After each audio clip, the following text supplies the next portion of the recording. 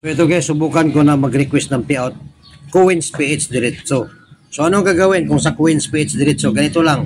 Punta ka sa Coins PH. So ito yung Coins PH. I-click natin. Dito ka sa portfolio.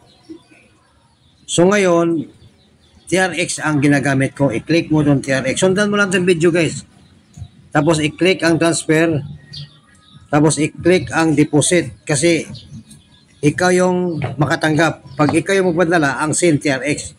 Pero dahil ikaw yung papadalan, click deposit. Tapos i-click mo itong Tron. Tapos i-click mo itong copy. Doblihin mo para sigurado. Ngayon, balik ka doon sa global premier mo. Tapos dito, i-click mo itong part na ito. I-click mo itong my account muna. Withdrawal settings. Ganon. Sa withdrawal settings, merong kapilian dito.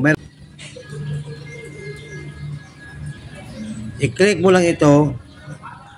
Tapos magkapili ka anong gusto mo na sa iyo. Pero akin ay nasanay na ako sa TRX. So pag okay na yan, yung e-wallet address sa TRX mo. So burahin ko muna to para makita nyo. Okay, i-place ko lang siya. I-paste. Ngayon, optional lang yan. Save mo siya. So na-save mo na siya. Ibig sabihin, yun na ang nakarecord sa kanilang sistema na yun e-wallet address sa Coins PH.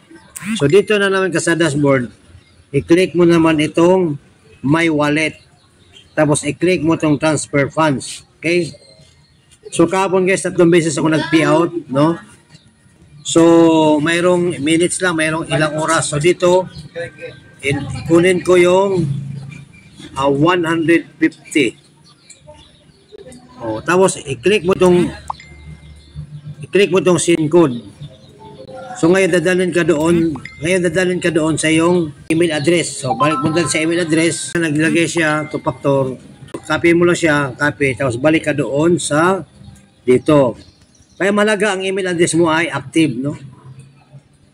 So kung mahirapan ka dito, pwede ka mag P2P, no? P2P. So withdraw natin, okay. So mayroon silang advice.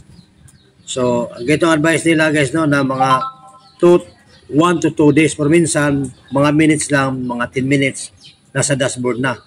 So, tingnan natin. So, dito sa portfolio, i-click mo yung TRX, wala pa siyang laman. So, maghintay tayo guys, no? Okay guys, ito dumating pagkagabi, okay? So, nice talaga guys. Minsan naman, minutos lang, minsan oras, hindi parehas, grabe. Ang ganda. At para ma-convert na into piso, i-click mo lang yung buy and sell. Tapos piliin mo lang yung sell. Pag-click mo, mapupunta na yan sa Philippine Peso. Nasa Coins PH mo na.